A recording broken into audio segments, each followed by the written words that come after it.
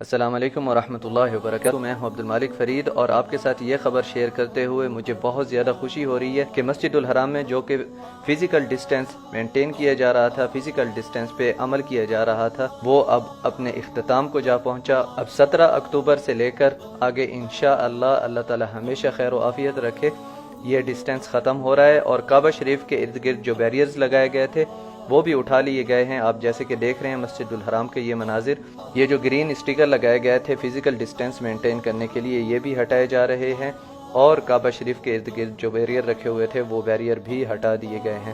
تو یہ بے حد خوشی کی خبر ہے۔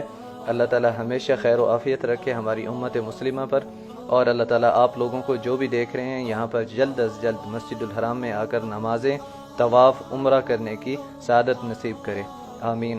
آپ اس ویڈیو کو اپنے دوستوں کے ساتھ شیئر کر دیں اور یہ خوشی کی خبر ان کے ساتھ بھی شیئر کریں۔ جزاک اللہ خیرا کثیرا۔